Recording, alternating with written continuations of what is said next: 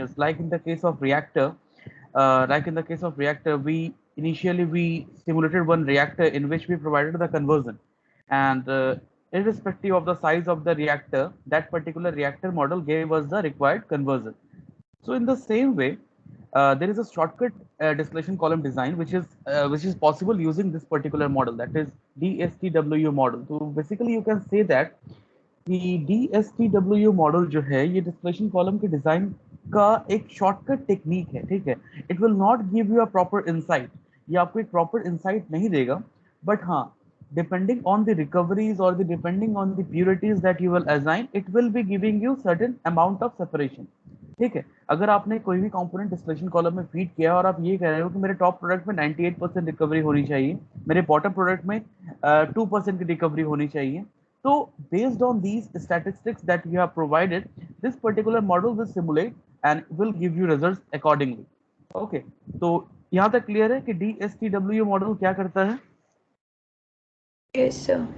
ठीक है, ये एक सिंपल सा मॉडल है, ठीक है, ये एक बहुत ही सिंपल सा मॉडल है जिसमें कि आपको डिस्टिलेशन कॉलम के अंदर का इंसाइट नहीं मिलता है, ठीक है। डिपेंडिंग ऑन कि आप यहाँ पर क्या क्या देते हो, मतलब आप यहाँ पे क्या आपका रिक्वायरमेंट है, आपके रिक्वायरमेंट को फॉलो करते हुए ये आपको एक सिमुलेशन का रिजल्ट दे देगा, ठीक है। वो एक्सेप्टेबल है, नॉन एक्सेप्टेबल है, ये डिपेंड करता है बाद में, बट हमें यहाँ पे बस ये सीखना है कि किस तरीके से हम सिमुलेट कर सकते हैं, ठीक है।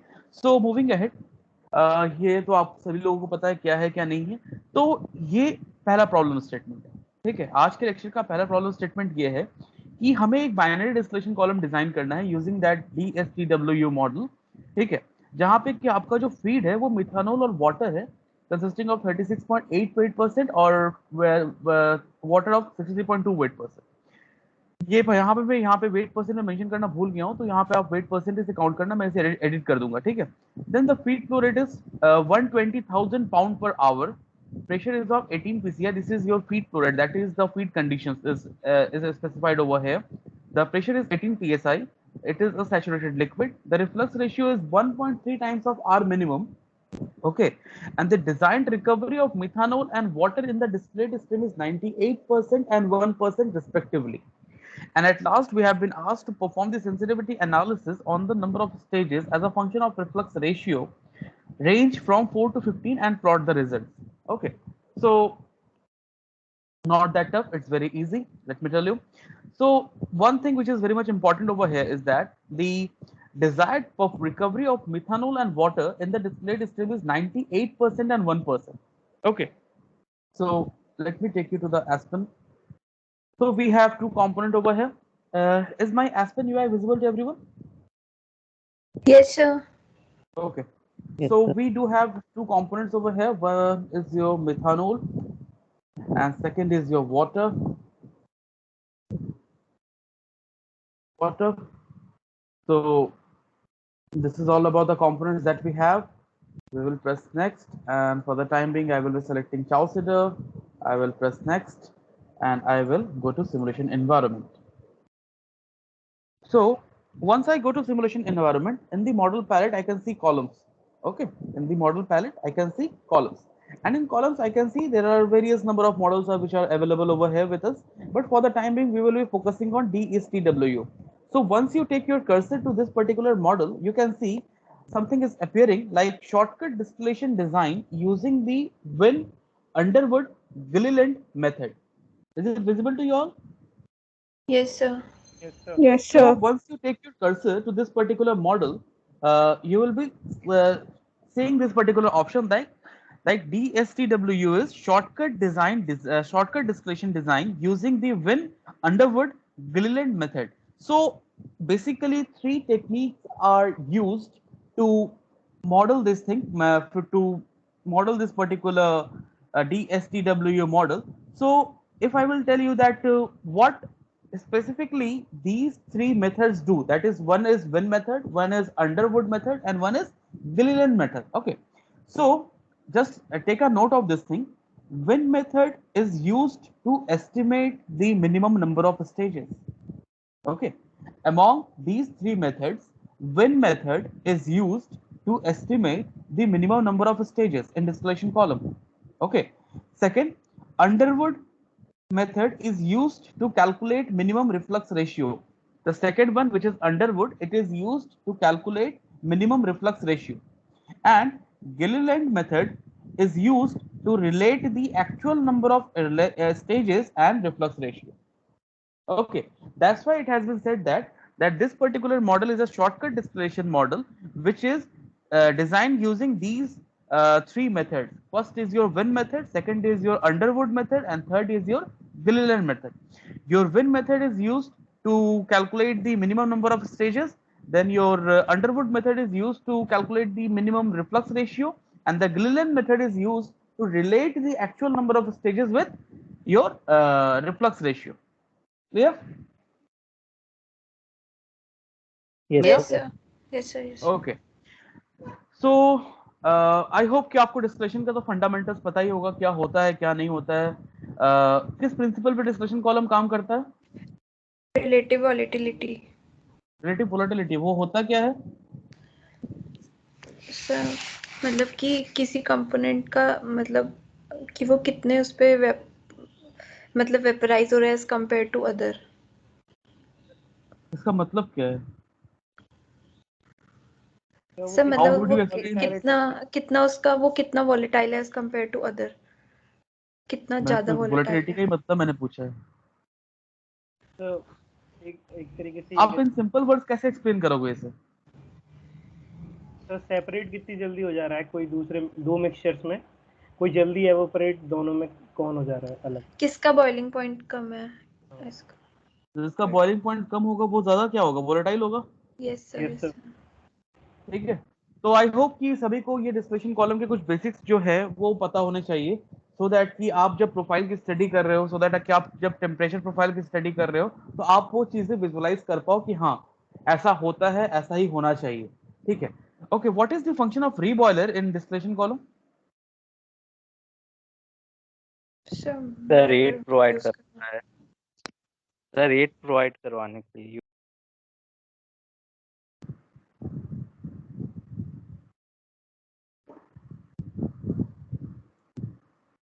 ओके, या हाँ, क्या कह रहे थे आप? हीट प्रोवाइड करता है, और क्या फंक्शन है उसका?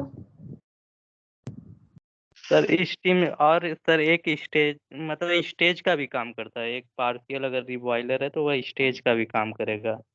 नहीं वो तो ठीक है, but in case of partial तो रीबॉयलर तो आपका हमेशा स्टेज के रूप में ही काम होता है, क्योंकि टोटल रीबॉयलर का कंसेप्ट अवेलेबल है नहीं. क्योंकि अगर आप कहते हो टोटल रीबॉयलर है, मतलब रीबॉयलर में जितना भी लिक्विड पहुंच रहा है आप सबका सब वेपर में कन्वर्ट करके आप कॉलम में उसे वापस भेज रहे हो. तो इसका कोई फिजिकल सिग्निफिकेंस होता नहीं है, क्योंकि ये बहुत ही ज्यादा एनर्जी इंटेंसिव होता है. ठीक है, इसमें यस बहुत सर. ही ज्यादा हाई रिक्वायरमेंट ऑफ एनर्जी होता है, तो ये प्रैक्टिकली पॉसिबल नहीं है. तो उसकी तरफ हम लोग नहीं जाएंगे. तो हमें ये तो पता ही है कि रीबॉयलर हमेशा ही एक स्टेज के रूप में काउंट होता है, क्योंकि हम लोग जब भी रीबॉयलर यूज करते हैं वो एज अ पार्शियल रीबॉयलर ही यूज होता है. बट हाँ, in case of condenser it may possible that you may come across partial condenser और you may come across total condenser. तो कंडेंसर के केस में ये चीजें पॉसिबल है, बट रीबॉयलर के केस में ये चीजें पॉसिबल नहीं है, तो we will not take this into consideration. So और कोई वैल्यूएबल इनपुट देना चाहता है regarding the function of reboiler?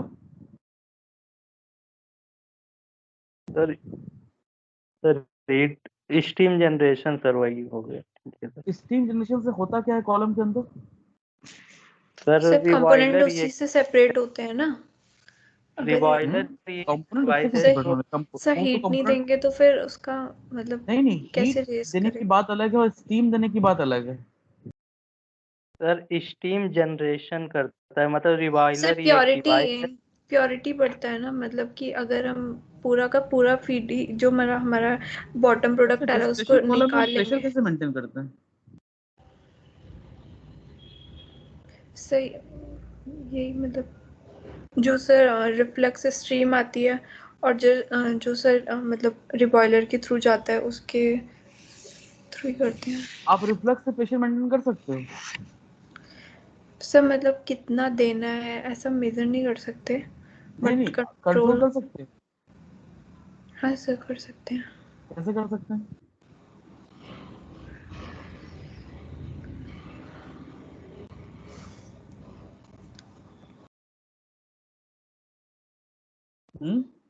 how can we control the pressure within distillation column using the reflux ratio?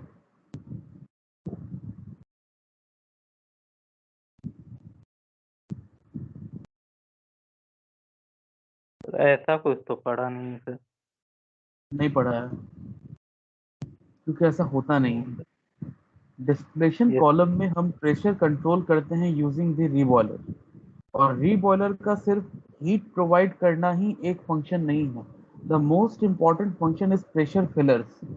नाम सुना है प्रेशर फिलर्स का?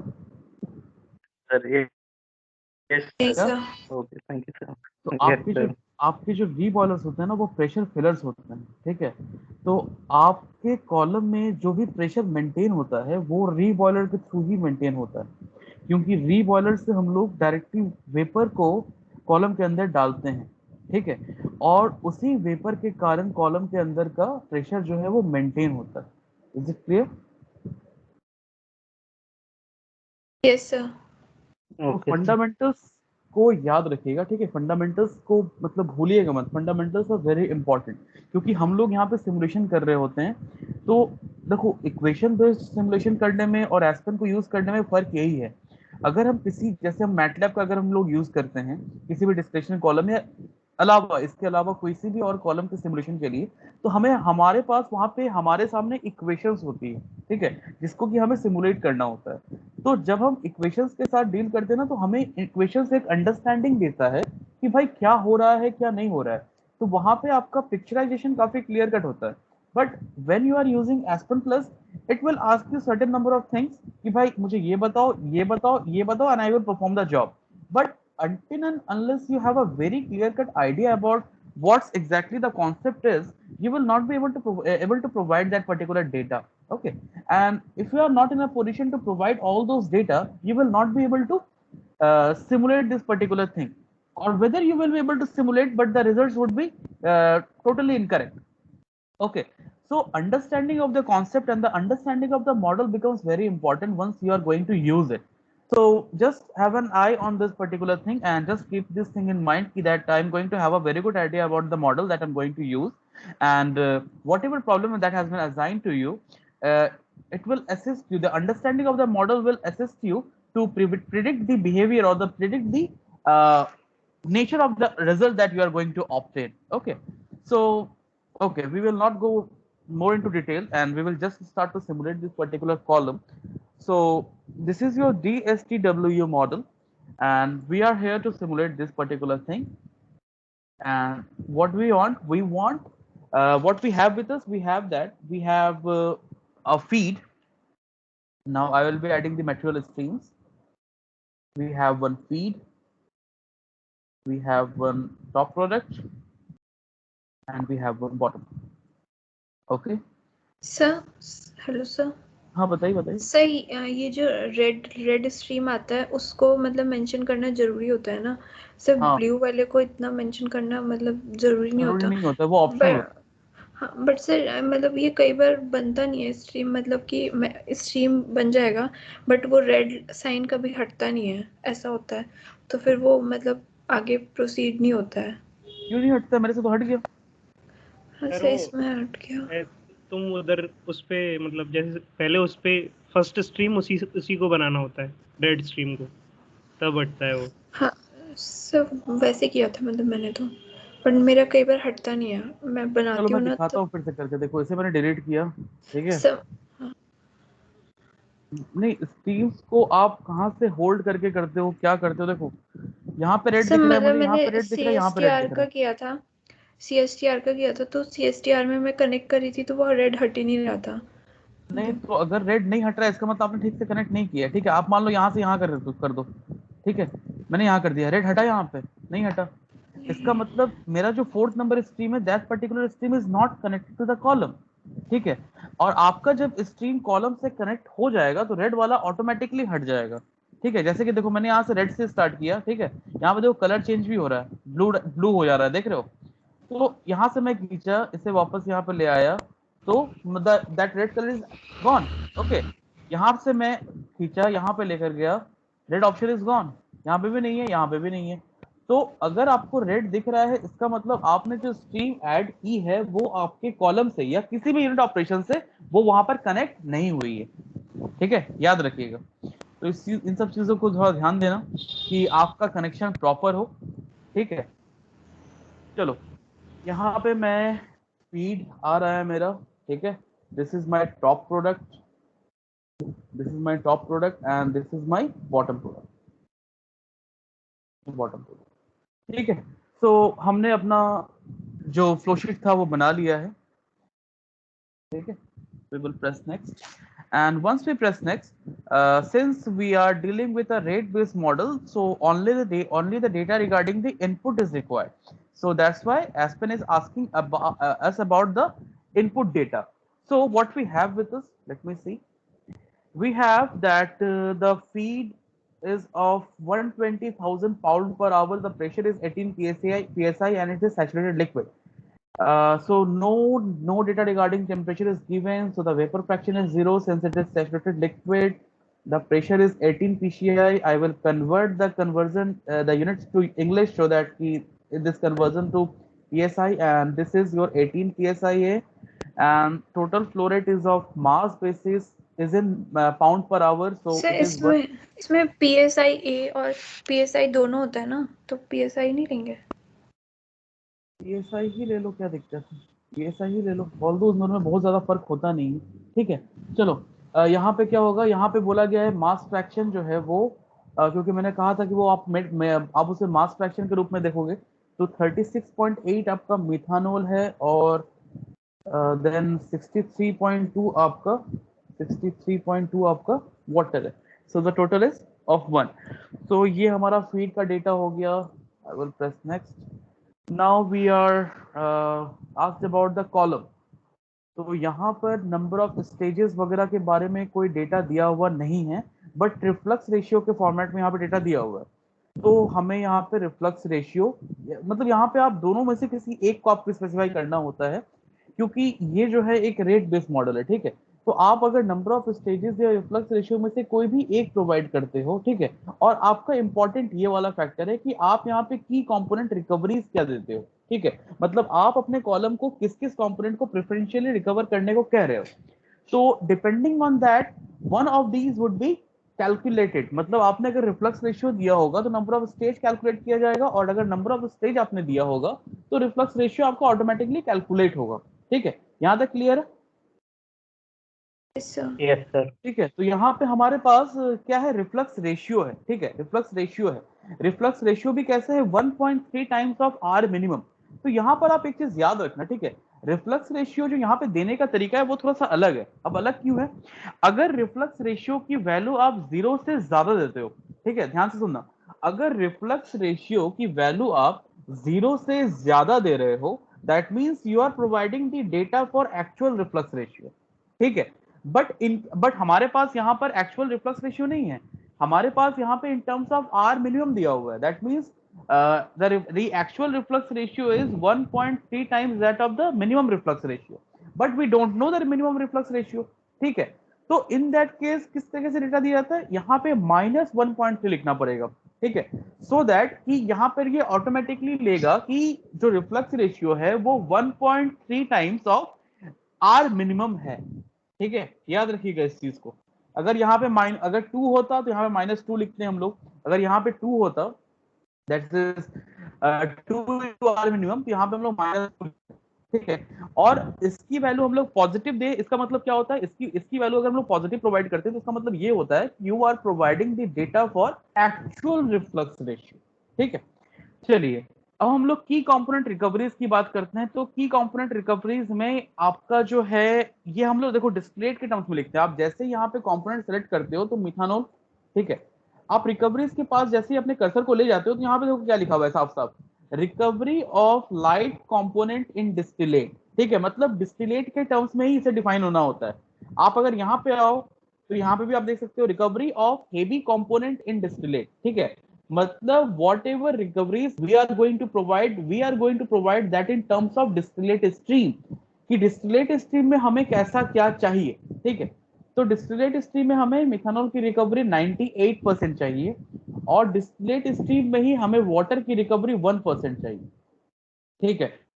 डोंट गेट कंफ्यूज कि सर यहाँ पे तो अगर यहाँ इसमें हाँ रिफ्लक्स रेशियो सिंपल 1.3 होता, आर मिनिमम नहीं होता, तो सिर्फ प्लस आर 1.3 यही लिखते ना, हाँ, है ना?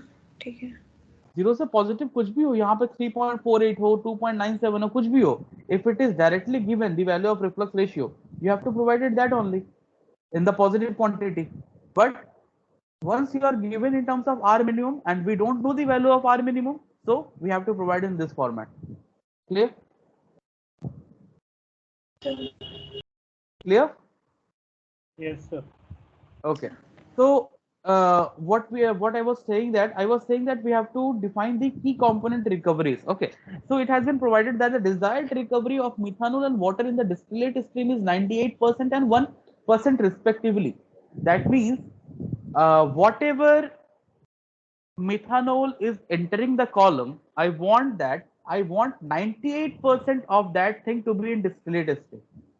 Okay, and whatever water is entering in the column, I want 1% of it in the distillate state. Is it clear? Yes, sir. Yes, sir. We are not mentioning mole fractions over here, or we are not mentioning any sort of mass fraction over here. Okay, these are recoveries. So don't get confused that sir, why the sum is not is equal to 1. Okay, so don't get confused. It may be 0.002. Okay, it may be 0.02. The sum would become 1, but it's not required over here. What we are providing is that we are providing the recoveries. We are not providing the mole fraction or mass fraction. And when we provide recoveries basically means whatever methanol is entering your column, 98% of that particular thing would be coming out as distillate stream. Okay, and 1% of the water, whatever water is entering your column, you want that 1% of that should be coming in along with my distillate stream. Okay, so for the time being, I will be considering my condenser pressure and reboiler pressure to be same as my column pressure. Okay, so I don't want to change this because I just want to simulate my column, my distillation column, and the condenser is total condenser. Okay, so I will press next. So all the data has been provided, and I will press OK. So the simulation is done. You can see, and we will be getting the result in soon. So no errors and no warnings are generated, and I will be going to stream summary. And once I go to stream summary, I can see that if I talk about mass fraction, okay, if I talk about mass fraction, so you can see that कि आपका जो top product है उसमें around मास flows या आप ये देख सकते हो, देखो ये आपका मिथानोल है, ठीक है। मिथानोल आपका फीड में 44160 है, तो you can see the 98% of that thing is coming as over है, ठीक है। आप ये देख सकते हो, और यहाँ पे भी आप देख सकते हो आपका ये अराउंड 98% है, ये आपका 0.02% है। तो इस तरीके से आपके टॉप में रिकवरीज वगैरह मेंटेन की गई है, जो कि आपने इसे प्रोवाइड किया है, ठीक है। अब आपने इसे प्रोवाइड किया है तो ये तो हो गई, चलो ये आ गया। Now what about the minimum reflux ratio and all, वो कैसे पता करें? तो आप जब ब्लॉक रिजल्ट्स को देखते हो तो आप यहाँ पे देख पाओगे कि the minimum number of reflux ratio is इतना। द मिनिमम रिफ्लक्स रेशियो मतलब आपने क्या प्रोवाइड किया था? आपने प्रोवाइड किया था कि आपका जो एक्चुअल रिफ्लक्स रेशियो है ये है 1.3 times that of your minimum reflux ratio, because we didn't have the actual value of reflux ratio, that's why we have provided in terms of R minimum. Okay, so number of stages हमने provide नहीं किए थे, but you can see the actual number of stages has been calculated. Okay, the minimum number of stages is 233.084. It is the number of actual stages 416.2. The feed stage is this. So you can see all the calculations have been made, but all the calculations have been made using some type of shortcut technique.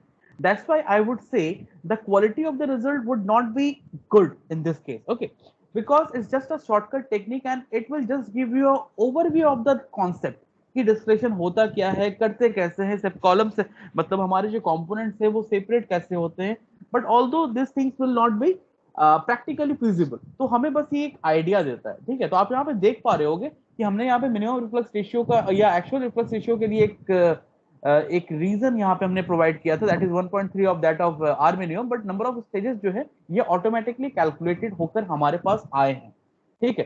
तो this is your block result.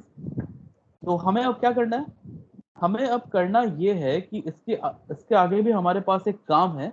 हमें करना ये है कि हमें यहाँ पर एक सेंसिटिविटी एनालिसिस परफॉर्म करनी है, जहां पर हमें नंबर ऑफ स्टेजेस को as a function of reflux ratio और रेंज हमें देखना है, ठीक है। तो अगर हमें देखना है तो वी विल सी, क्या कहते हो, शुड आई डू दैट और आप लोग कर लोगे? सर आप करके बता दीजिए। क्यों नहीं कर पाओगे रिफ्लक्स रेशियो, ये सेंसिटिविटी एनालिसिस नहीं लगा पाओगे? ऑलमोस्ट हर एग्जांपल में मैंने आपको लगाना सिखाया है। हाँ, आपको मिक्सर में मैंने लगाना बताया है, आपको मैंने हीटर्स में लगाना बताया था, आपको मैंने रिएक्टर में लगाना बताया था। नहीं लगा पाओगे? लगा लेंगे सर लगा पाएंगे, बट इसमें जो आप, हाँ सर इसमें बट हम लोग मैनिपुलेटेड वेरिएबल कैसे लेंगे, पर हम इसमें सेंसिटिविटी एनालिसिस लगाएंगे। क्या लेना है इसमें? इसमें तो दिया ही हुआ है ना आपको सेंसिटिविटी एनालिसिस परफॉर्म करना है नंबर ऑफ स्टेजेस के ऊपर, मतलब ये आपका डिफाइन हो जाएगा, ये आपका वेरिएबल है जिसको ये आपका वेरिएबल मेन वेरिएबल है, और आप रिफ्लक्स रेशियो को वेरी कर रहे हो, तो सब कुछ तो दिया होगा। अच्छा क्या दिक्कत है? यहाँ पे तो दिया हुआ ना, रिफ्लक्स रेशियो की रेंज को वेरी करो आप, और अब स्टेजेस को आप फंक्शन को प्लॉट करो। भाई देखो कि अगर रिफ्लक्स रेशियो बढ़ रहा है तो नंबर ऑफ स्टेजेस पे क्या इफेक्ट आ रहा है, बढ़ रहा होगा, घट रहा होगा। तो टोटल रिफ्लक्स पे क्या होता है, मैक्सिमम नंबर ऑफ ट्रेज आती है कि मिनिमम नंबर ऑफ ट्रेज आती है? Maximum minimum number of trays आती है। तो आप वही देखो कि आप जिस तरीके से आप रिफ्लक्स रेशियो को बढ़ा रहे हो, जैसे देख लो, अगर मैं यहीं पर बात करूं, ठीक है, सेंसिटिविटी एनालिसिस आप लोग लगाओगे, वो मैं नहीं लगाऊंगा क्योंकि वो आप लोगों को ऑलरेडी बताया हुआ है, ठीक है। अब रहा सवाल नॉलेज का, तो मैं आपको कॉन्सेप्ट यहाँ पे दे देता हूँ, ठीक है। अगर मैं इस चीज को डिफाइन करता हूँ, ठीक है, if I am saying that my reflux ratio is 100, actual reflux ratio में दे रहा हूँ, यहाँ पे मैंने माइनस साइन नहीं लगाया है, ठीक है। तो एक पहले तो ये देख लो कि भाई यहाँ पे आया क्या है, ठीक है। रिफ्लक्स रेशियो अभी 1.3 टाइम था आर मिनिमम का, ठीक है। अभी मैंने इसको 100 कर दिया है मैंने ऑलमोस्ट, मतलब बहुत ज्यादा हो गया है, बहुत हाई रिफ्लक्स है, ठीक है। अगर हाई रिफ्लक्स होगा तो क्या होगा, नंबर ऑफ स्टेजेस, जो मिनिमम नंबर ऑफ स्टेजेस है और एक्चुअल स्टेजेस का नंबर ऑलमोस्ट सिमिलर होना चाहिए, करेक्ट, कॉन्सेप्ट ये कहता है, ठीक है। तो कॉन्सेप्ट अगर ये कहता है तो लेट मी रन इट, मैंने इसकी वैल्यू 100 कर दी है, लेट मी रन इट, ठीक है। अगर मैं रन करता हूं तो do I really find the same thing? So you can see these are coming closer to each other. आ रहा है? आ रहा है? Yes sir. देख रहे हो? तो इस तरीके से आपने कॉन्सेप्ट को चेक कर सकते हो, ठीक है। अगर मैं इसे घटाता हूं मतलब if my reflux ratio is exactly equal to the R minimum, ठीक है, exactly equal to the R minimum, let us say -1.001, ठीक है, एकदम मतलब almost equal to the R minimum है, almost equal to R minimum. तब क्या होगा, तब मेरा आर मतलब तब जो मेरे नंबर ऑफ स्टेजेस होंगे वो इनफाइनाइट होने चाहिए, मतलब मेरे नंबर ऑफ स्टेजेस काफी बढ़ जाएंगे, ठीक है। तो नंबर ऑफ स्टेजेस काफी बढ़ने चाहिए, तो लेट मी सी क्या होता है।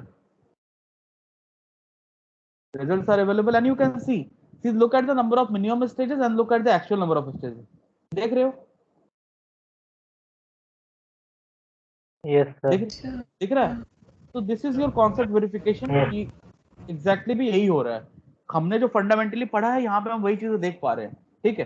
तो आपका काम ये है कि आप इसके ऊपर सेंसिटिविटी एनालिसिस अप्लाई करोगे, ठीक है, और आप बताओगे मुझे कि सर किस तरीके से क्या वैरी होने पर क्या हो रहा है, ठीक है।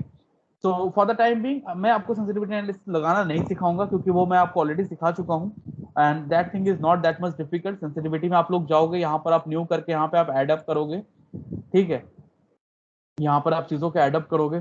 चलो मैं ही बता देता हूँ, नहीं तो फिर आप लोग कहोगे सर आप पढ़ाते ही नहीं हो ठीक से। चलो, this is a block variable. क्यों ब्लॉक वेरिएबल? क्योंकि हमें रिफ्लक्स रेशियो को वेरी करना है। ब्लॉक कौन सा है? B1, क्योंकि हमारे पास मेन प्ले शीट में एक ही ब्लॉक है, this is my block B1, ठीक है। वेरिएबल कौन सा है? This is your molar reflux ratio, हम लोग मोलर रिफ्लक्स रेशियो को वेरी करने वाले हैं, ठीक है। मतलब रिफ्लक्स रेशियो को वेरी कर रहे हैं, तो सर मतलब ये स्ट्रीम ही तो हुआ एक तरह से, रिफ्लक्स रेशियो को वेरी कर रहे हैं ना। स्ट्रीम कैसे हो गया? कंडेंसर में आप जितना कंडेंस करोगे आप उसके अकॉर्डिंग करोगे ना। हाँ तो कंडेंसर किसका पार्ट है? स्ट्रीम का पार्ट है? नहीं कंडेंसर कॉलम कॉलम। का पार्ट है। ठीक है ठीक है। ठीक है, यहाँ पे अगर स्टार्ट पॉइंट में देता हूँ 2.5 लेटेस्ट से, आप यहाँ पे कुछ भी दे सकते हो, 4 से 15 तक आपको करना है। ठीक है, आप यहाँ पे कुछ भी दे सकते हो, it's totally up to you. और मैं यहाँ पे देता हूँ 15, चलो ठीक है। मुझे स्टार्ट करना है 2.5 से और एंड कर रहा हूँ मैं 2.5 पे। मैं इंक्रीमेंट ले लेता हूँ 2.5 का, सो दैट कि नंबर ऑफ पॉइंट्स थोड़े से कम रहे। ठीक है, इंक्रीमेंट्स मैंने ले लिया 2.5 का। ठीक है, now I will press next, so it will ask me to define. ठीक है, मैं डिफाइन कर देता हूँ। क्या डिफाइन करना है मुझे? Number of stages. So I will be defining one variable named as ns, which is my block variable. And if it is my block variable, then the block is b1 and the variable is your actual stages. Okay, actual stages. Okay ये आपका एक variable हो गया। Just मतलब हमें यहीं तक काम करना है, but let me show you something extra. say I am talking about condenser duty. COND, that is condenser for CON and DU for duty. Okay, तो condenser duty. Okay, condenser duty की अगर मैं बात करूं तो condenser duty again is a block variable, and it's a block variable, and the block is B1 and the variable is your condenser duty. Okay, and the result is in bitumen per hour. Okay, let it be. Again say new reboiler duty. Okay, if I'm concerned about reboiler duty, then again it's a block variable. The block is b1. I guess you people are following me, and just don't get lost. Okay, okay whatever sir. I'm doing, just look at it, and in case you find any difficulty, do ask me. Okay, what I'm doing is I am varying my reflux ratio and I am looking at the changes in these following things. Okay, but since I have been only asked to study the changes in the number of stages, but I just want to see that what changes in my condenser duty I can see, in reboiler duty I can see. Okay, so मैं उन सब चीजों को changes को भी study करना चाहता हूँ। ठीक है, फिर मैं देखता हूँ कि क्या हो रहा है। चलो, और अगर मैं बात करूं तो मैं टॉप प्रोडक्ट की बात करता हूं। टॉप प्रोडक्ट प्यूरिटी की बात कर लो। टॉप प्रोडक्ट प्यूरिटी की बात कर लो। टॉप प्रोडक्ट में हमारा मिथानोल हम ज्यादा चाह रहे थे ना, तो अगर मैं इससे बात करूं तो ये एक स्ट्रीम वेरिएबल है, because we are concerned about top product purity. ठीक है, अगर टॉप प्रोडक्ट प्यूरिटी की बात कर रहे हैं तो in that case we are concerned about mole fraction और mass fraction. So top P. ठीक है, अब किस कंपोनेंट का? तो मिथानोल का। ठीक है, तो ये स्पेसिफाई हो गया। आप इसे मोल फ्रैक्शन भी लिख सकते हो डिपेंडिंग ऑन योर केस। ठीक है, अंडरस्टैंडिंग के लिए आप इसे मोल फ्रैक्शन ही रख लो, सो दैट कि आप इसे क्लियर कट अंडरस्टैंड कर पाओ। फिर कर लो न्यू। अगर मैं बात करूं बॉटम प्रोडक्ट प्यूरिटी की, ओके, आई विल से okay, and if I am concerned about this thing again is again a stream, and if it is a stream then I will say again go for mole fraction and then go for bottom product and then go for water. ठीक है, क्योंकि water नीचे ज्यादा होगा इसलिए मैंने यहाँ पे वाटर सेलेक्ट किया है। ठीक है, so I will press next and it will ask me to tabulate. I will say fill variables. So right now I am studying these 5 variables with my reflux ratio. Okay, मैं इन 5 variable की study कर रहा हूँ with respect to my reflux ratio. Okay, so I will say next and I will press okay. So results are available. Which I can see from here. Okay. So this is the R minimum value which I have performed earlier. ठीक है, जो कि मैंने पहले perform किया हुआ था, but यहाँ से आप देख सकते हो 2.5 से लेके 15 तक हमने वेरी किया है। ठीक है, 2.5 से 15 तक हमने वेरी किया है। तो आप ये देख सकते हो कि as the reflux ratio is increasing your number of stages are decreasing. देख रहे हो? देख पा रहे हो? Yes sir. Yes sir. Fundamental यही कहता है। Yes sir. अगर रिफ्लक्स रेशियो बढ़ेगा तो नंबर ऑफ स्टेज घटेगा। ठीक है, क्योंकि बढ़ते बढ़ते आप कहां तक जाओगे? आप टोटल रिफ्लक्स तक पहुंचोगे, जहां पे number of stages would be equal to the number of minimum number of stages. ठीक है, तो आप वहां तक रीच करोगे। सिमिलरली आप ये देख सकते हो कि जिस तरीके से जैसे ही आप रिफ्लक्स रेशियो बढ़ा रहे हो, तो आपको क्या हो रहा है? कंडेंसर ड्यूटी बढ़ रही है, बढ़नी भी चाहिए। रीबॉयलर ड्यूटी भी बढ़ रही है ना? सर। बढ़ रही है ना? क्या होना चाहिए? बढ़ना चाहिए ना? सही है, Obvious फेज है, से बढ़ना चाहिए।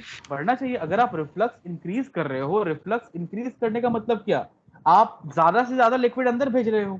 ज्यादा से ज्यादा लिक्विड कब आप अंदर भेजोगे, जब ज्यादा से ज्यादा वेपर को आप कंडेंस करोगे। यस और सर। आप जब ज्यादा से ज्यादा वेपर कंडेंस करोगे, इसका मतलब आप ज्यादा से ज्यादा कंडेंसर ड्यूटी प्रोवाइड कर रहे हो, तो इंक्रीज करना चाहिए। ठीक है। इन द सिमिलर वे अगर मैं रीबॉयलर ड्यूटी की बात करूं, तो अगर आपका रिफ्लक्स इंक्रीज कर रहा होगा तो कंडेंसर ड्यूटी इंक्रीज कर रहा होगा। कंडेंसर ड्यूटी इंक्रीज कर रहा होगा, इसका मतलब उसके पास वेपर्स इतने अमाउंट में पहुंच रहे हैं कि वो उस वेपर्स को कंडेंस करके लिक्विड अंदर भेज रहा है, और उसको उतना वेपर मिलने के लिए रीबॉयलर ड्यूटी को भी इंक्रीज होना पड़ेगा, सो दैट कि ऊपर उतना वेपर पहुंचे।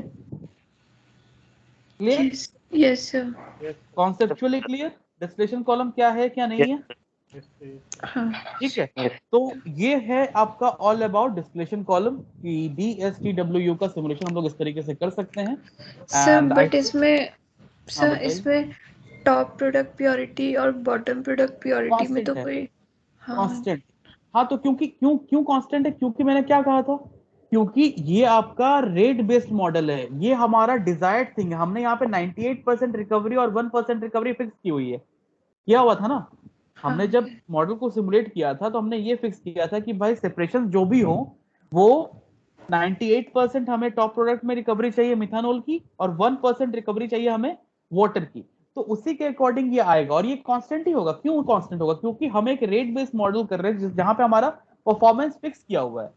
अब इस चीज को ऑब्टेन करने के लिए it will change the number of stages.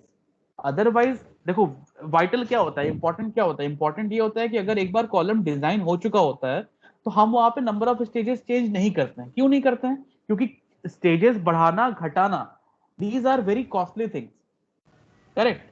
तो हम फिर क्या करते हैं, हम रिफ्लक्स रेशियो से प्ले करके अपने प्यूरिटी को चेंज कर सकते हैं। आप ये तो कर सकते हो, but once you have invested a amount of money in designing your column, उसके बाद मैं कॉलम के स्ट्रक्चर से मैं छेड़छाड़ नहीं करूंगा। बट मैंने क्या बोला था, मैंने पहले ही ये बोला था कि DSTWU जो है ये एक शॉर्टकट डिजाइन मेथड यूज करता है डिस्कशन कॉलम को डिजाइन करने के लिए, इसलिए ये आपको परफॉर्मेंस बेस्ड डिजाइन देगा।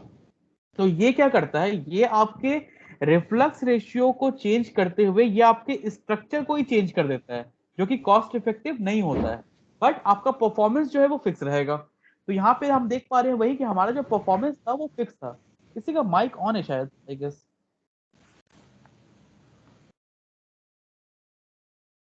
हाँ, तो मैं क्या कह रहा था, मैं ये कह रहा था कि यहाँ पे जो है ये आपका परफॉर्मेंस फिक्स है, और इस परफॉर्मेंस को फिक्स रखते हुए what ever number of stages is required that would be calculated but in this particular model. Clear?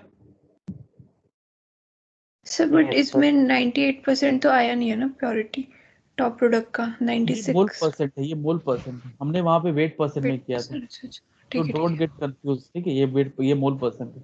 ठीक है। Anyone having any more doubt? No, sir. ठीक है। क्लियर कट अंडरस्टैंडिंग मिल गई डिस्कशन कॉलम की? Yes, sir. चलिए, अब आपको मैं, ये हो गया शॉर्टकट टेक्निक। ठीक है, क्योंकि मैं जब भी कोई एक मॉडल पढ़ाता हूं तो आपको मैं पहले एक बेसिक फंडामेंटल मॉडल पढ़ाता हूं, और उसके बाद मैं आपको एक एक्चुअल मॉडल पढ़ाता हूं। अभी तक मैंने यही फॉलो अप किया है, एक्सेप्ट हीटर, क्योंकि हीटर में मैंने आपको हीटेक्स मॉडल नहीं बताया है, जो कि एक मतलब प्राइमरी मॉडल है हीटर का, मतलब हीट एक्सचेंजर का। तो खैर, it's not required over this time, अभी रिक्वायरमेंट है नहीं उसकी। तो बट हाँ, जो मैं कहना चाह रहा था कि अभी जो हमने मॉडल पढ़ा, मैंने ये बताया था कि ये एक्चुअल नहीं है, मतलब ये जस्ट आपको एक थियोरेटिकल ओवरव्यू दे सकता है कॉन्सेप्ट वगैरह का। तो ये क्वेश्चन हमने पूरा कर लिया है। ठीक है। तो this are the same thing, ये यहाँ पे भी सब कुछ एडअप किया होगा। ठीक है। ओके। या अब हमें ये करना है, अब हमें क्या करना है, अब हमें रैट फ्रैक मॉडल का ये करना है, दिस इज की, अब हमें रैट फ्रैक मॉडल को सिमुलेट करना है। That is the second topic of today's lecture, as reactive distillation column. Reactive distillation का नाम सुना होगा आप लोगों ने? यस सर, सुना है। ठीक है, रिएक्टिव डिस्टिलेशन क्या होता है? सर, मतलब ऐसा कॉलम जिसमें रिएक्शन और डिस्टिलेशन प्रोसेस साइमल्टेनियसली होती है, ऐसा। What is the benefit of this particular integrational thing? मतलब जो भी हमने इंटीग्रेशन सर किया है ही उसका बेनिफिट क्या सर है? सर जो हीट ड्यूटी होती है वो कम हो जाती है, मतलब जैसे अगर डिस्टिलेशन कॉलम कुछ मतलब कुछ हीट रिलीज हो रहा होगा या कुछ भी, तो सर वो हीट हम हीट ड्यूटी रिएक्शन में कब हो यूज कर। जाती है ये आप कैसे कह सकते हो? सर इंटीग्रेशन होता है तो मतलब एक कॉलम का जो वेस्ट हीट होगा या कुछ भी वेस्ट होगा वो अगर हम दूसरे उसमें यूज कर सकते हैं तो इसमें हीट यूज कर रहे हो ड्यूटी। आप? सर अगर कोई भी जैसे एंडोथर्मिक रिएक्शन है हाँ तो मतलब फिर आप रिएक्शन स्पेसिफिक हो जा रहे हो। और अगर मैं एक्सोथर्मिक रिएक्शन करवाऊं तो? सर हो सकता है मतलब, तो वो भी हीट कहीं और यूज हम हो हम सकती जब भी चीजों को डिफाइन करते हैं तो हम इन जनरल डिफाइन करते हैं, ठीक है? क्योंकि जब भी डिफिनेशन केस स्पेसिफिक होता है तो फिर वो जनरल डेफिनेशन काउंट नहीं होता है, समझ रहे हो? तो अगर मैं रिएक्टिव डिस्टिलेशन को डिफाइन करूं तो reactive distillation in simple word एक ऐसा यूनिट डिस्टिलेशन है जहां पर हम लोग दो फंडामेंटल यूनिट प्रोसेसेस को मिलाते हैं, ठीक है? पहला आपका प्रोसेस है distillation and the second process, ये सेकंड प्रोसेस इज रिएक्शन। तो अगर हम एक ही कॉलम के अंदर डिस्टिलेशन और रिएक्शन दोनों ही करवाते हैं तो that particular column is called reactive distillation column, ठीक है? एंड है। Yes sir. Talking about the benefit of this particular thing, तो रिएक्टिव डिस्टिलेशन का जो बेनिफिट है वो पाया गया है इन एप्लीकेशन ऑफ इक्विलिब्रियम रिएक्शंस। क्यों? क्योंकि इक्विलिब्रियम रिएक्शन के केस में होता क्या है, अगर आप किसी भी इक्विलिब्रियम रिएक्शन को या रिवर्सिबल रिएक्शन को आप किसी भी रिएक्टर में करवा रहे हो, ध्यान से सुनना, ठीक है? ध्यान से सुनना, पे अ लॉट ऑफ अटेंशन। जहां पर भी दिक्कत हो प्लीज आस्क मी।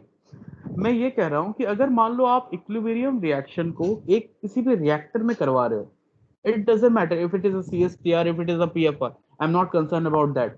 बट मैं बस ये कह रहा हूं कि आप एक इक्विलिब्रियम रिएक्शन को एक रिएक्टर में करवा रहे हो, ठीक है? तो आपको क्या लगता है जो कन्वर्जन होगा क्या वो इक्विलिब्रियम से ऊपर तक जा सकता है? No sir. I think there are 10 students and only one is giving answer. What about the no sir. Others? No opinion, no option, sir doesn't know, कुछ भी कहो भाई। Why you people are not interacting? ऐसी बात तो है नहीं कि बीटेक में आप लोगों ने ये सब चीजें पढ़ी नहीं है। सर इक्विलिब्रियम कन्वर्जन से ऊपर नहीं जा सकता क्योंकि equilibrium conversion sir thermodynamic property है। हाँ, तो अगर ऊपर नहीं जा सकता है तो फिर वहां पर कॉन्सेप्ट आता है आरडी का। अब आरडी में क्या होता है? आरडी में ये होता है कि ले चैटलियर्स प्रिंसिपल ये कहता है कि अगर आप इक्विलिब्रियम रिएक्शन करवा रहे हो कहीं पर भी और आप अपने प्रोडक्ट्स को निकाल रहे हो कंटिन्यूअसली, तो आपका जो इक्विलिब्रियम होगा वो राइट की तरफ शिफ्ट कर जाएगा। इसका मतलब आपका कन्वर्जन इंक्रीज हो जाएगा। So we apply the same concept of RD column. RD column में क्या होता है? रिएक्टिव डिस्टिलेशन कॉलम में आपका प्रोडक्ट जो है वो कंटिन्यूअस विड्रॉ होता रहता है, क्योंकि आपके डिस्टिलेट निकलते रहते हैं, ठीक है? डिस्टिलेट निकल रहा है, बॉटम निकल रहा है। तो जब आपका प्रोडक्ट निकल रहा होता है तो वहां पर आपका जो इक्विलिब्रियम है वो फॉरवर्ड डायरेक्शन में शिफ्ट होता है और आपका कन्वर्जन इंक्रीज हो जाता है। तो RD column do find a lot of application for ये रिवर्सिबल रिएक्शंस और इक्विलिब्रियम बेस्ड रिएक्शंस, ठीक है? तो these are the fundamental things. मैं फंडामेंटल्स उतना पढ़ाऊंगा नहीं आपको क्योंकि this is not a RD class, या आरडी क्लास नहीं हो रहा है। मुझे बस आपको ये सिखाना है कि किस तरीके से मैं रैट ट्रैक मॉडल, जो कि एक एस्पेन में एक रिगरस मॉडल है, ठीक है? इसके पहले वाला शॉर्टकट मॉडल था, अभी वाला रिगरस मॉडल है, ठीक है? This particular model would be more close to the reality. ये रियलिटी का आपको और क्लोज लेकर आएगा, ठीक है?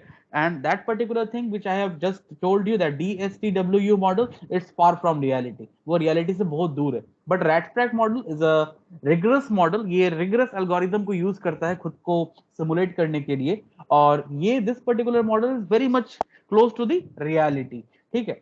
और लेट्स से कि अगर मैं आरडी की बात करूं तो यहां पर आप देख सकते हो कि reactive distillation is a process that combines both separation and chemical reaction in a single unit. It is sometimes an excellent alternative to the conventional flow sheets with separate reaction and separation unit. तो ऐसा क्यों पाया गया? But ऐसा, ये देखो अभी हम लोग क्या करने वाले थे? अभी हम लोग पढ़ने वाले हैं production of ethyl acetate. Ethyl acetate की प्रोडक्शन के बारे में हम लोग स्टडी करने वाले हैं using this rat track model. तो ये पेपर जो है ये उसी के ऊपर बेस किया हुआ है, मैंने डेटा वगैरह यही से उठाया है, ठीक है? तो हमें यहाँ पे क्या करना है, यहाँ पे पहले तो देखो इथाइल एसीटेट होता क्या है। ethyl acetate has been largely employed as a solvent in paints, coating, inks, adhesives. तो इथाइल एसिटेट के ये सब यूजेस हैं जिसके कारण इथाइल एसिटेट का प्रोडक्शन काफी इंपॉर्टेंट है, ठीक है। Fischer esterification process of producing ethyl acetate is an equilibrium reaction occurring between acetic acid and ethanol. Acetic acid और इथानॉल के बीच में एक रिवर्सिबल रिएक्शन होता है और उस रिवर्सिबल रिएक्शन को, excuse me, just give me a second.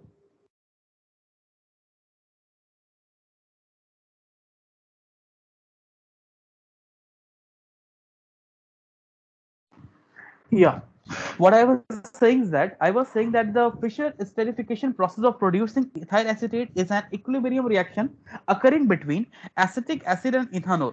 मतलब इन दोनों के बीच आपका रिएक्शन होता है और आपका इथाइल एसिटेट और वाटर बनता है, ठीक है। तो क्यों? In using this process for the production of ethyl acetate, one of the key issues that should be addressed is low reaction conversion. ये रिएक्शन का कन्वर्जन काफी लो है, ठीक है। As a result of this low conversion, heavy capital investment and high energy cost are inevitable in this process. मतलब ये जो process है वो काफी कैपिटल इन्वेस्टमेंट उसमें लगता है, काफी ज्यादा पैसा लगता है और एनर्जी भी काफी ज्यादा लगता है, ठीक है, क्योंकि कन्वर्जन आपका लो है। क्योंकि आप चाहते हो कि कन्वर्जन आपका इंक्रीज हो, तो आप जब कन्वर्जन को इंक्रीज करोगे तो आपको बहुत ज्यादा कैपिटल इन्वेस्टमेंट देना पड़ेगा और आपको बहुत ज्यादा हाई एनर्जी देना पड़ेगा, ठीक है। Especially based on the experience obtained from conventional method of the process. But ये conventional की बात हो रही है, conventional method में आपकी ये दिक्कत थी, these are the drawbacks. As such, reactive distillation has been discovered to be a very attractive way to reduce these investments and energy cost. तो आप देख सकते हो कि आरडी कॉलम के यूज को काफी ज्यादा अट्रैक्टिव लोगों ने पाया है in this particular case, that is the Fischer esterification of ethyl acetate and ethanol, sorry acetic acid and ethanol, जिसमें कि आपको ये बताया गया कि इन्वेस्टमेंट जो है और एनर्जी कॉस्ट जो है ये काफी आपका डिक्रीज हो जाएगा अगर आप कन्वेंशनल प्रोसेस को रिप्लेस करते हो एक आरडी कॉलम से, ठीक है। तो और ये है कि आपका भाई यहाँ पे it combines the benefit of equilibrium reaction with distillation to enhance conversion provided that the product of interest has highest और लो बॉइलिंग पॉइंट। तो ये पॉइंट भी इंपॉर्टेंट है यहाँ पे, क्योंकि आरडी जो है ये एक काफी कॉम्प्लेक्स कॉलम होता है और ऐसी बात भी नहीं है कि जहां पे भी आपको पैसा ज्यादा लग रहा होगा, जहां पे भी आपका एनर्जी ज्यादा लग रहा होगा, आप उसे हटाकर आरडी को लगा सकते हो, ऐसा भी नहीं है, ठीक है। तो आपको फिजिबिलिटी देखनी पड़ती है, क्या मेरा आरडी यहाँ पर एप्लीकेबल हो सकता है, एप्लीकेबल नहीं हो सकता है। There are a lot of questions to be answered, और जब आप वो सारे टिक बॉक्स को टिक करते हो तब जाकर आप एक डिसीजन पे पहुंचते हो कि हाँ इस पर्टिकुलर कन्वेंशनल प्रोसेस को मैं रिप्लेस कर सकता हूं मेरे आरडी प्रोसेस, ठीक है। तो मैं वही कह रहा हूं कि यहाँ पर कुछ देखो, हर चीज की प्रोज भी होते हैं, कॉन्स भी होते हैं, तो आर्टिस्ट के भी खुद के प्रोज है, खुद के कॉन्स है। तो जहां पर ये बैठ सकता है वहां पर आप इसे लगा सकते हो, बट ऐसी बात भी नहीं है कि हर जगह ये एप्लीकेबल है, कहीं कहीं पर नहीं भी एप्लीकेबल है, ठीक है। तो हम लोग अभी उस पर नहीं जाएंगे, ठीक है, कहां पर वो एप्लीकेबल है, कहां पर वो एप्लीकेबल नहीं है, we will not go into that thing. So what we will do is we will start to simulate our RadFrac model, ठीक है, इंक्लूडिंग वन रिएक्शन। तो हमारे कंपोनेंट्स क्या क्या है? हमारे कंपोनेंट्स है वाटर, वाटर को मत लिखो अभी, हमारे कंपोनेंट्स है acetic acid, fine, acetic acid, acetic acid, fine ना। आई होप कि आपको प्रॉब्लम क्लियर हो गया होगा कि हम लोग क्या करने जा रहे हैं। yes, sir. हम लोग Yes, एसिटिक sir. एसिड के फॉर्मेशन को स्टडी करेंगे using this particular red frag model, ठीक है। और हम लोग देखेंगे कि रेड फ्रैग मॉडल को हम लोग किस तरीके से एक आरडी कॉलम की तरह यूज कर सकते हैं, ठीक है। एसिटिक एसिड हो गया, एसिटिक एसिड के बाद आपका आता है इथानोल, इथानोल यहाँ पे इक्वल्स कर लो, find now ethanol at selected, at find then equals this is your ethyl acetate, ethyl acetate, find now this is your ethyl acetate, add, and again the last component is my water। तो यहाँ पे हमने चार वो add up कर लिया है, चार कंपोनेंट हमने ऐड कर लिया, हमारे चार कंपोनेंट है ethanol, acetic acid, water and ethyl acetate. Thermodynamic property UNIFAC, अब ये डेटा मैंने पेपर से ही लिया है, सो डोंट गेट कंफ्यूज कि सर आपने कहाँ से उठा लिया है ये सब। देखो यहाँ पे सब कुछ लिखा हुआ है, ठीक है, यहाँ पे सब कुछ एवरीथिंग इज मेंशन, जो भी डेटा है वो यही वाला डेटा है जो मैंने यहाँ पे यूज करने जा रहा हूँ, ठीक है। चलो यूनिफैक्ट, यूनिफैक्ट, यूनिफैक्ट, यूनिफैक्ट, next when I will say next, so I will be choosing Unifact. ठीक है, Unifact चूज कर लिया मैंने. I will press next. I will run the property analysis. Run क्यों कर रहा हूँ? क्योंकि ये एक ग्रुप कंट्रीब्यूशन मेथड है, ठीक है, इसलिए मैं एक बार रन कर देना चाहता हूँ कि इसके जितने भी पैरामीटर्स हैं जो कि इंटरेक्शन पैरामीटर्स हैं, क्योंकि ये system I think non ideal भी है, इसमें एजियोट्रॉप्स भी होते हैं, तो उन सबकी कैलकुलेशन हो जानी चाहिए, ठीक है. अभी आप ये मत सोचो कि सर हमें इतना नॉलेज कहाँ से होगा, क्या होगा. तो आप जिस भी सिस्टम पे काम करते हो आपको एक प्रायर नॉलेज उसका लेना होता है, ठीक है, कि आपके कंपोनेंट्स क्या क्या है, उसके बॉइलिंग पॉइंट्स क्या क्या हैं, और कहीं उसमें एजियोट्रॉप्स तो नहीं बनते हैं, ठीक है. तो वंस आई हैव सर आप कंप्लीटेड ये माय ग्रुप कंट्रीब्यूशन मेथड बोल रहे हैं, मतलब इससे क्या मतलब हुआ? आपने बोला ये भी नहीं पढ़ा है क्या, लिक्विड एक्टिविटी कोफिशिएंट मॉडल्स नहीं पढ़े हैं, हाँ यूनिफैक्ट? तो उसमें आपने पढ़ा होगा ग्रुप ये मॉडल, ग्रुप कंट्रीब्यूशन मॉडल्स. सही याद जैसे नहीं यूनिफैक्ट आ का रहा है. मतलब क्या होता है? यूनिफैक्ट का फुल फॉर्म क्या होता है?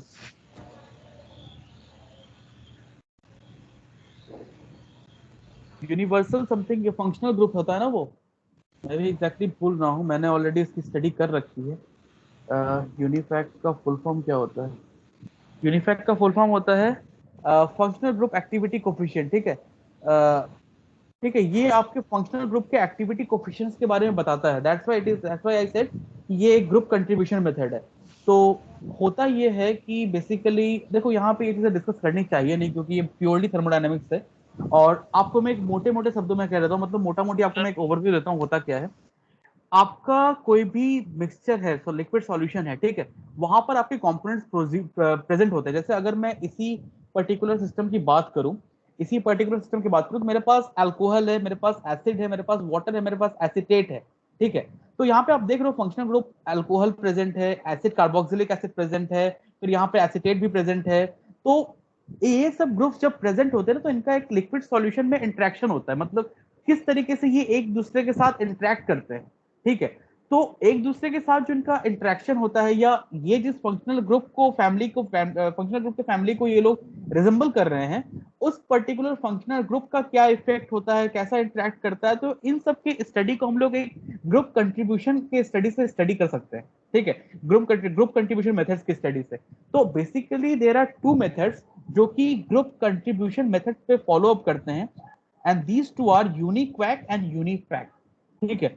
अगर आपको यूनिक्वैक और यूनिफैक्ट समझना होगा इन डिटेल, तो आप मुझसे कांटेक्ट कर सकते हो, क्योंकि मैंने सारे के सारे थर्मोडायनामिक्स मॉडल्स की मैंने स्टडी की है, मेरे पास कोड्स बने हुए हैं, और मैं आपको एक प्रॉपर इंसाइट दे सकता हूं कि वो जो आपका मॉडल्स है, जैसे आप मान लो van Laar model, Margules equation, then comes your Wilson model, then comes your NRTL. तो ये सारे मॉडल्स जो हैं ये लिक्विड सॉल्यूशंस में एक्टिविटी कोफिशिएंट्स को मेजर करते हैं. तो इनका वाइटल नॉलेज भी रिसर्च पर्पस के लिए बहुत इंपॉर्टेंट हो जाता है. तो मेरे पास तो एक बेस है, मेरे पास एक नॉलेज है, बट अभी आप लोग उतना समझ नहीं पाओगे, ठीक है. तो लेट्स सब नॉट गेट. मतलब ये डिफरेंट डिफरेंट फंक्शनल ग्रुप का जो इंटरेक्शन होता है वो होता है ना, आप मतलब मान सकते कैसे हो, वो इंटरेक्ट करेंगे. आप कह सकते हो, अच्छा ठीक है, आप ठीक ये है. कह सकते हो किस तरीके से अलग अलग फंक्शनल ग्रुप एक दूसरे के साथ इंटरेक्ट करते हैं, उनका बाइनरी इंटरेक्शन पैरामीटर क्या होता है, उस चीज को प्रिडिक्ट करने के लिए आप बेसिकली यूनिफैक्ट को यूज करते हो, ठीक है. बट यहाँ पर ये आप नहीं कह सकते हो कि सर यूनिफैक्ट क्यों, मैं एनआरटीएल भी यूज कर सकता हूँ. तो हाँ, आप यूज कर सकते हो, क्यों नहीं कर सकते हो. बट होता ये है कि एनआरटीएल जो है वो एक डेवलप्ड मेथोडोलॉजी है, उससे आप सारे के सारे मिक्सचर्स का या सारे के सारे फंक्शनल ग्रुप का आप प्रेडिक्ट नहीं कर सकते हो, ठीक है. एनआरटीएल के कुछ कुछ लिमिटेशंस हैं. वो नॉन रैंडम टू लिक्विड्स के मिक्सचर्स को ही वो कर सकता है. But when it comes to a different type of functional group, तो हमें कोई ऐसा मेथड चाहिए जो हर टाइप के फंक्शनल ग्रुप के साथ डील कर सकता है. एंड देयर कम्स यूनिफैक्ट, जो कि बहुत ही हैंडी है इस चीज को प्रेडिक्ट करने में, ठीक है. सर आपने जब एक क्वेश्चन कराया था तो उसमें एसीटोन और वाटर था, तो उस टाइम पे आपने एनआरटीएल लिया था मतलब. हाँ, तो वही तो मैं कह रहा हूँ ना कि एनआरटीएल भी है, वो नॉन रैंडम टू लिक्विड्स के बिहेवियर को वो कर सकता है, प्रेडिक्ट कर सकता है. बट क्या यहाँ पे नॉन रैंडम टू लिक्विड्स है, यहाँ पे आपके पास मोर देन अराउंड 4 कंपोनेंट्स है. तो यहाँ पे आपका एनआरटीएल का जो प्रेडिक्शन होगा वो उतना सही नहीं होगा एज कम्पेयर टू यूनिफैक्ट. समझ रहे हो? तो तो देखो सर हमारे पास मतलब मॉडल अगर वहाँ यूनिफैक्ट यूज करे तो चलेगा ऐसा? कहाँ, एसीटोन और वाटर में हाँ दौड़ेगा, अच्छा ठीक है. ठीक है. देखो होता क्या है, यूनिफैक्ट सबका एकदम मतलब यूनिफैक्ट मतलब आप कह सकते हो कि ये बहुत ही वेल एक्सेप्टेड मेथड है, ठीक है। बट मैं ये नहीं कह रहा हूँ कि NRTL यूनिफैक्ट से बेटर रिजल्ट नहीं दे सकता है, दे सकता है। हर मेथड का अपना प्रोज है, अपना कॉन्स है, ठीक है। आपको कौन सा कहाँ यूज करना है, तरीका ये होता है कि तरीका ये कहता है कि मान लो मेरे पास एक बाइनरी सिस्टम है, ठीक है। मेरे पास एक बाइनरी सिस्टम है, मैं उस बाइनरी सिस्टम का सबसे पहले VLE प्लॉट तैयार करता हूँ एक्सपेरिमेंटल डेटा से। तरीका समझो, ठीक है। मेरे पास कोई एक बाइनरी मिक्सचर है, मैंने उस बाइनरी मिक्सचर का वेपर लिक्विड इक्विलिब्रियम प्लॉट तैयार किया परफॉर्मिंग द एक्सपेरिमेंट, ठीक है। मेरे पास एक सेट आ गया, मेरे पास एक प्लॉट आ गया। अब मैं क्या करता हूं, मैं अब अलग अलग मेथड्स को अप्लाई करके सेम VLE प्लॉट को प्लॉट करता हूं।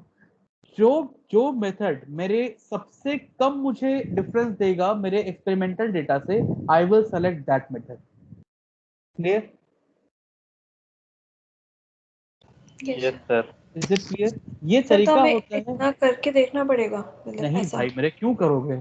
मैं इसलिए यहाँ बैठा हूँ कि तुम्हें इतना ना करना पड़े, या किसी को भी इतना ना करना पड़े, या लोग इतना रिसर्च क्यों कर चुके हैं आज के डेट में, साइंस इतना डेवलप क्यों कर चुका है?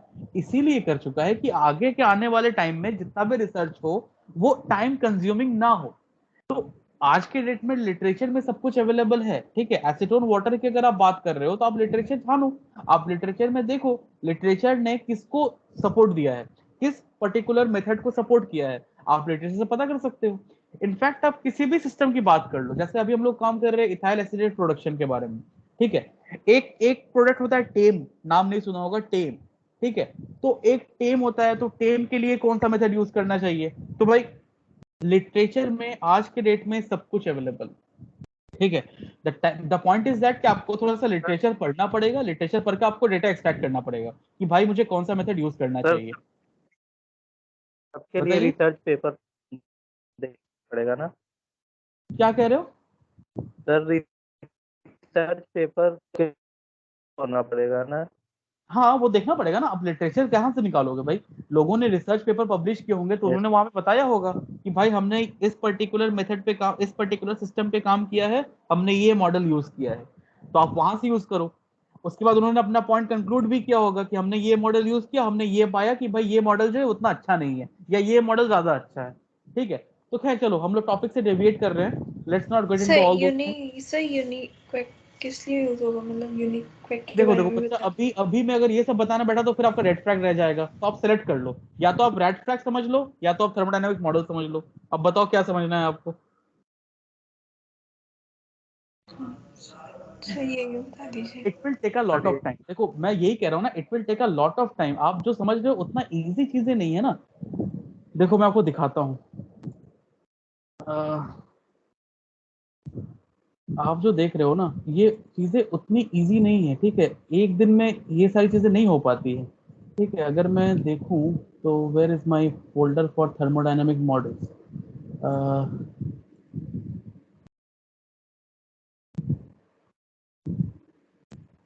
वन सेकंड, जस्ट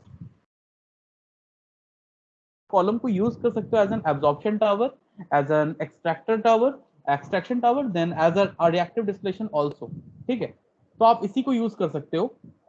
तो अगर मैं रेड फ्रैग मॉडल को यूज कर रहा हूँ, तो this is my RadFrac model, okay. Then यहाँ पे आप देख सकते हो कि आपके पास जो फीड स्ट्रीम है वो दो है, क्योंकि दो अलग अलग फीड आ रहा है, एक इथानॉल आ रहा है और एक एसिटिक एसिड आ रहा है, ठीक है। तो मैं यहाँ पे दो फीड ड्रॉ करूंगा, एक फीड, दो फीड, ठीक है, और दो प्रोडक्ट, दो प्रोडक्ट, ठीक है। ये हो गया आपका सिस्टम। अब मैं इन सबको अलाइन कर दे रहा हूँ कि ये स्ट्रेट लाइंस में आ जाए, align blocks, align blocks, and then again align blocks, ठीक है। ये आपका स्ट्रेट लाइन में आ गया। यहाँ पर मैंने रीनेम कर दे रहा हूँ सो दैट कि मुझे दिक्कत ना हो बाद में कि मुझे किसको क्या देना है। ETOH, this is your ethanol stream. ये दो स्ट्रीम्स आपके आ रहे हैं, एक आपका एसिटिक एसिड आ रहा है और एक आपका इथानॉल आ रहा है, और ये आपका टॉप प्रोडक्ट है, ये आपका टॉप प्रोडक्ट है, और this is your bottom product, this is your bottom product, ठीक है। ये आपका बॉटम प्रोडक्ट। तो वाटर नहीं आ रहा, वाटर नहीं आ रहा, वाटर नहीं आ रहा मतलब इसमें वाटर भी वाटर है ना? वाटर आपका रिएक्शन के बाद बन रहा है। अच्छा ठीक है। आपका रिएक्शन ये है, आपका रिएक्शन ये है, acetic acid plus ethanol is giving you ethyl acetate and water, ठीक है। तो ये दोनों रिएक्ट कर रहे हैं, उसके बाद आपका वाटर बन रहा है। Water is not coming as your feed, ठीक है। Okay sir. I will press next once I complete my flow sheet. Flow sheet खत्म करने के बाद हम लोग कहाँ आ गए हैं, तो ये भी हमें इनपुट डेटा ही मांगेगा, एक एसिड का मांग रहा है और एक ETOH का मांग रहा है, ठीक है, क्योंकि हमारे पास दो स्ट्रीम्स है। So the temperature is 25 degree Celsius. Pressure कितना है? प्रेशर 1 बार है क्या? 1 बार। प्रेशर इज योर 1 बार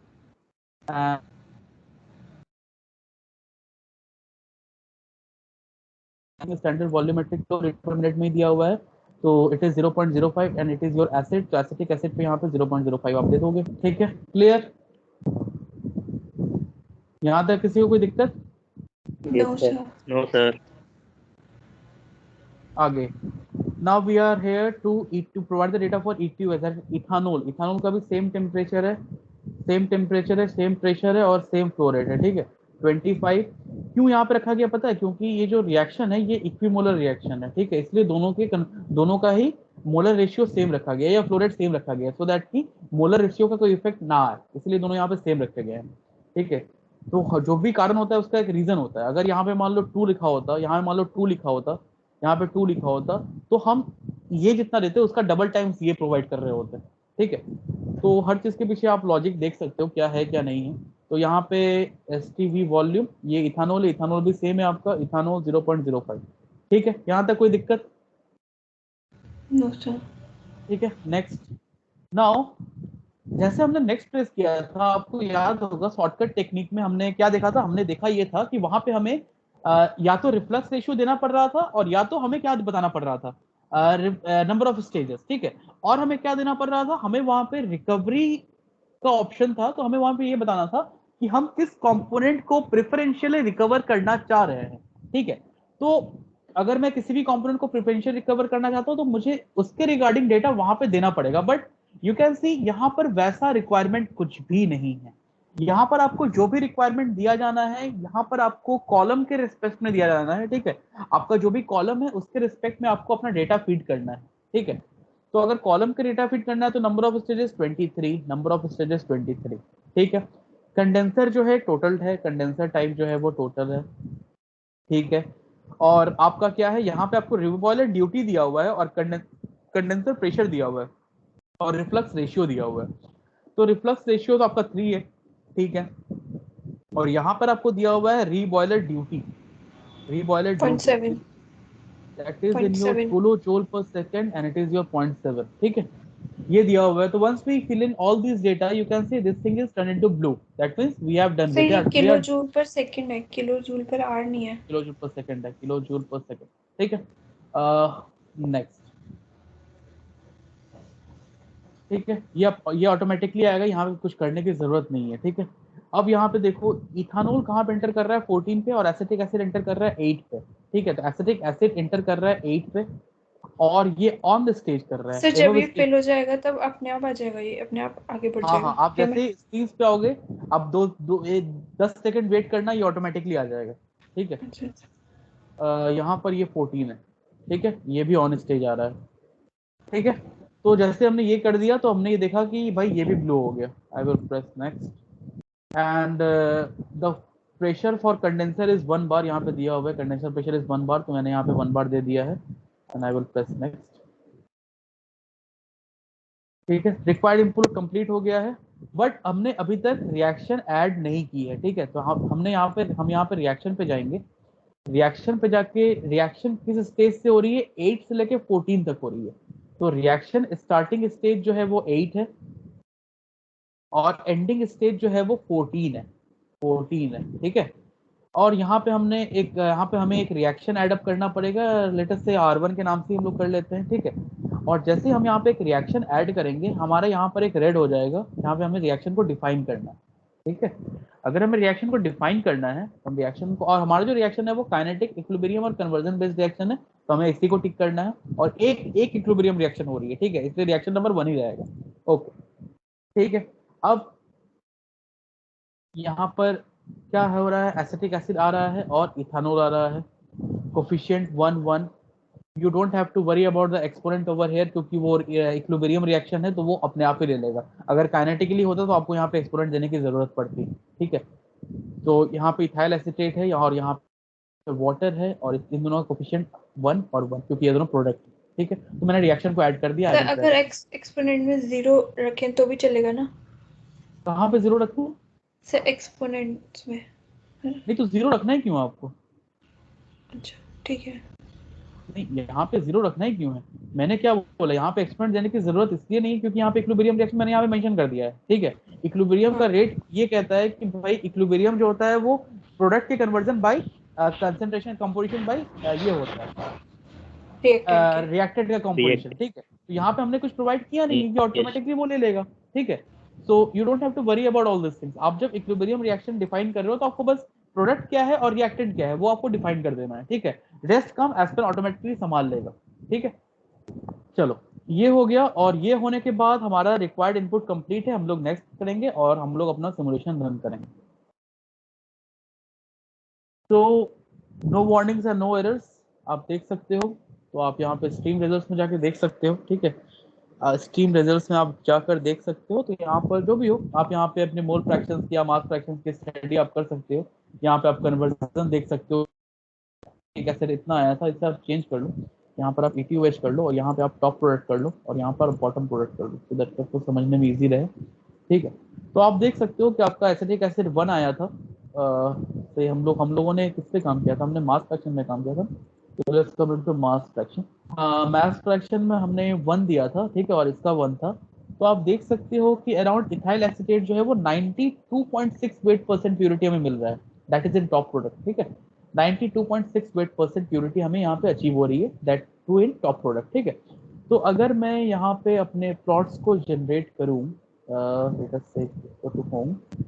अगर मैं अपने प्लॉट्स को जनरेट करता हूँ,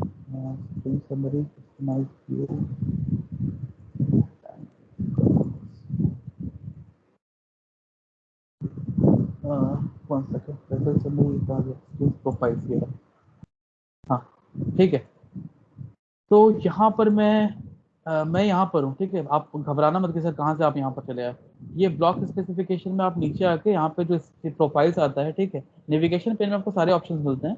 तो यहाँ पे जो प्रोफाइल लिखा हुआ है वहाँ से मैं अलग अलग प्रोफाइल जनरेट कर सकता हूँ कि मेरा कॉम्पोजिशन प्रोफाइल क्या है, मेरा temperature profile with in the column क्या है, ठीक है। In general what is the temperature profile in normal distillation column? वो क्या होता है? सबसे ज्यादा टेम्परेचर रीबॉयलर पे होता है, that is at the bottom of the column, and सबसे कम temperature at the top of the column, correct? ठीक है। बट आरडी में ऐसा नहीं होता है, क्योंकि आरडी में अंदर रिएक्शन हो रहा होता है, ठीक है। तो यू कैन नॉट से कि सर ऐसा फॉलो अप क्यों नहीं कर रहा है, क्योंकि भाई यू डोंट नो आपका जो रिएक्शन है, अभी आपके पास कोई आइडिया नहीं है कि आपका जो रिएक्शन है वो एक्सोथर्मिक है कि एंडोथर्मिक है, ठीक है। अगर वो एंडोथर्मिक होगा तो वो हीट कंज्यूम करेगा, तो in the column there will be a sudden temperature drop in a particular section जहां पे आपका रिएक्शन हो रहा होगा।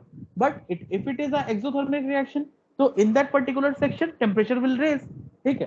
तो मैं आपको एक टेम्परेचर प्लॉट करके दिखाता हूँ। टेम्परेचर का प्लॉट कैसा है? टेम्परेचर का आप देख लो, ऐसा प्लॉट कुछ आया है, ठीक है, ऐसा कुछ प्लॉट आया है। तो आप कहोगे कि सर ऐसा कैसे आ गया है? तो भाई देखो, इसने भी टेम्परेचर को प्लॉट किया है, ये पब्लिश्ड पेपर है। तो देखो कमिंग अराउंड द सेम, देख रहे हो? ये देखो रिएक्टिव डिस्टिलेशन आरडी पे जो इनका प्लॉट आया है वो भी ऐसा ही आया है आया है। तो ये ऐसा ही आएगा, ठीक है, क्योंकि ये मैंने वैलिडेशन के लिए आपको दिखाया है कि देखिए ये इस तरीके से ये वैलिडेट हो रहा है और हमारा जो रिजल्ट है वो सही है, वो गलत नहीं है, ठीक है। तो इस तरीके से आप अलग अलग प्लॉट को स्टडी कर सकते हो, ठीक है। आप यहाँ पे कॉम्पोजिशन प्लॉट भी कर सकते हो। आप यहाँ पे कस्टम करके आप यहाँ पे, जैसे यहाँ पे इन्होंने क्या प्लॉट बनाया, यहाँ पे इन्होंने प्लॉट बनाया है column segment, number of stages और एसिटिक एसिड मोल फ्रैक्शन, ठीक है। तो आप भी यहाँ पर ये बना सकते हो, ठीक है। एक्स एक्सिस पे मैंने स्टेजेस को रखा है और मैंने यहाँ पे मैंने एसिटिक एसिड को रखा है, ठीक है। तो ये कस्टम है, तो इसे आप पहले मोल में कन्वर्ट कर दो सो दैट कि आपका वही आए।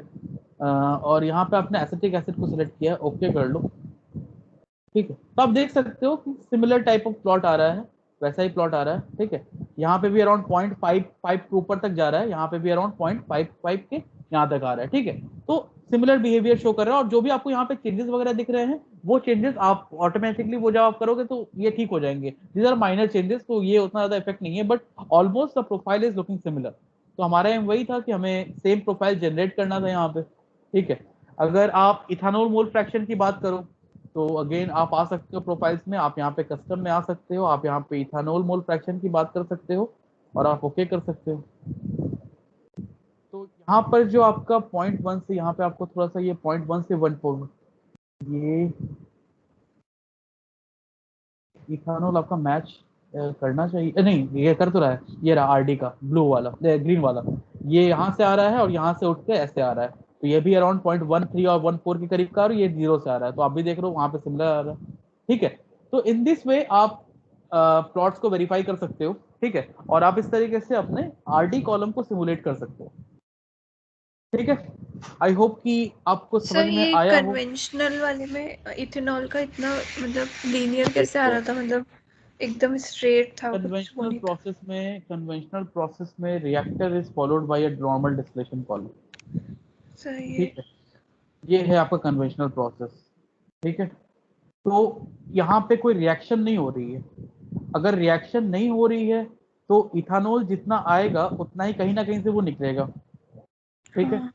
तो इसलिए वो कांस्टेंट शो कर रहा है, बट रिएक्शन जब हो रही है तो इथानॉल आपका जितना आया, इथानॉल कंज्यूम होगा, प्रोडक्ट्स बनेंगे, इथानॉल कंपोजिशन घटेगा, that's why you can see the changes, ठीक है। यहाँ पे वो चेंजेस आने के वही कारण, और कोई कारण नहीं, क्योंकि यूनिट ऑपरेशन अलग अलग टाइप का, there is no different reason, ठीक है। क्योंकि आप यहाँ पे जब बात कर रहे हो इथानॉल प्रोफाइल की, तो आप कन्वेंशनल में बात कर रहे हो, तो कन्वेंशनल में हार्डली चेंज कर रहा है, थ्रू आउट द कॉलम वो कांस्टेंट ही है ऑलमोस्ट, तो वहां पे वैसा हो रहा होगा, इसलिए वो कांस्टेंट होगा। तो you don't have to worry about all this things, अगर फंडामेंटली आप करेक्ट हो तो आप इसी को अचीव करोगे। जैसे मैंने अभी परफॉर्म किया सिमुलेशन, तो जो रिजल्ट आने थे वो वैसे ही रिजल्ट आए, ठीक है। तो अगर आप भी परफॉर्म करते हो तो वैसा ही रिजल्ट आएगा, जो अगर आप फंडामेंटली करेक्ट हो तो। Yes sir, okay. ठीक है sir, that's all for today. अगर किसी को कोई डाउट हो तो वो पूछ सकते हैं। सर आपने बोला था ना कि मतलब जैसे ये मेथड जो चूज करते हैं आप उसके बारे में बताएंगे, क्योंकि मतलब रैंडम आप कोई भी चूज कर ले रहे थे तो। चलो let's look into that thing also. देखो मेथड्स में क्या है ना कि यहाँ पर आप मेथड असिस्टेंस में जाके ना पता कर सकते हो, ये शायद मैंने बताया था, मैंने एक क्लास में बता दिया था कि आप कैसे पता कर सकते हो। हाँ मुझे याद है, मैंने बताया था, मुझे याद है, शायद आप भूल गए हो, बट मुझे याद है मैंने बताया था, नहीं वो तो बताया था, वही तरीका है। लेकिन आप और डिटेल में नहीं बताया था ना। नहीं तो डिटेल में मैं हर मेथड थोड़ी पढ़ा सकता हूँ आपको, वैसा मैं नहीं कर सकता ना।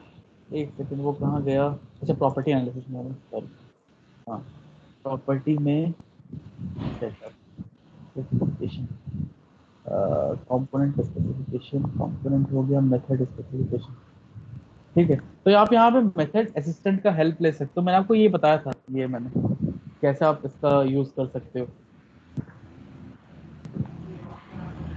तो यहाँ पर देखो मेथड सिलेक्शन ये आपको कोई पढ़ा नहीं सकता है, ठीक है, ये आपको मैं भी नहीं पढ़ा सकता हूँ या कोई भी नहीं पढ़ा सकता है, ये आपको खुद से खुद समझना पड़ेगा, सीखना पड़ेगा, क्योंकि आप किस कंपोनेंट को लेकर डील कर रहे हो वो मुझे क्या पता। आप मान लो आगे जाके रिसर्च कर रहे हो, आप कुछ भी कंपोनेंट लेकर डील कर रहे हो, बट उसके बारे में मुझे क्या नॉलेज होगा, नहीं हो सकता है। तो आप जिस कंपोनेंट को लेकर डील कर रहे हो, आप जिस एनवायरनमेंट में काम करने जा रहे हो, you should have a specific idea about that thing, और अगर आपके पास आइडिया है, आप लिटरेचर इन्वेस्टिगेट करके आप मेथड पता कर सकते हो, ठीक है। तो ये मैंने बताया था कि अगर आपके पास कंपोनेंट टाइप पता है तो आप कंपोनेंट टाइप का यूज करते हुए आप जा सकते हो, ठीक है। तो ये सारे मेथड्स का आप यूज कर सकते हो, ठीक है, इस तरीके से। तो आप मेथड असिस्टेंट का फॉर द टाइम बिंग आप यूज करिए, ठीक है। आई थिंक इससे आपको काफी हेल्प मिल जाएगा, और इसके बाहर आपको जरूरत नहीं पड़ेगी फॉर द टाइम बिंग, अभी आपको इसके बाहर की जरूरत नहीं पड़ेगी। और जिस वक्त आपको ऐसा फील होता है कि आपको बाहर की जरूरत पड़ रही है, that means you are going for something very big, और उस वक्त let me tell you frankly कि आपको कोई हेल्प नहीं कर पाएगा except you will be there to help yourself, ठीक है, आपको ही खुद को हेल्प करना पड़ेगा। तो टॉकिंग अबाउट मेथड असिस्टेंट में मैंने आपको ये बताया था कि आप किस तरीके से एस्पेन का हेल्प ले सकते हो किसी एक फाइनल मेथड तक पहुंचने में, that too based on the knowledge of the components that you are dealing with a particular system, ठीक है। जैसे अभी मैं डील कर रहा था क्या, ethyl acetate, ethanol, acetic acid, water, तो इन चारों कंपोनेंट्स को लेकर मैं डील कर रहा था, तो मैंने यूनिफैक्ट सेलेक्ट कर लिया क्योंकि मुझे लिटरेचर ने बताया कि भाई आप यूनिफैक्ट सेलेक्ट करो। तो दो तरीके हैं, या तो आप लिटरेचर इन्वेस्टिगेट करो मॉडल पता करने के लिए, ठीक है, कि ये पर्टिकुलर सिस्टम है तो मुझे कौन सा मॉडल यूज करना चाहिए, और अगर आपको लिटरेचर इन्वेस्टिगेट करने में लग रहा है कि नहीं मुझे नहीं करना है, मुझे मन नहीं कर रहा है, तो आप कंपोनेंट्स को स्टडी करो। कंपोनेंट्स की स्टडी करते हुए आप एस्पेन से हेल्प लो कि भाई मेरा कंपोनेंट ऐसा है, पोलर है, नॉन पोलर है, तो मुझे क्या यूज करना चाहिए, then Aspen will tell you कि भाई आप यूज करो।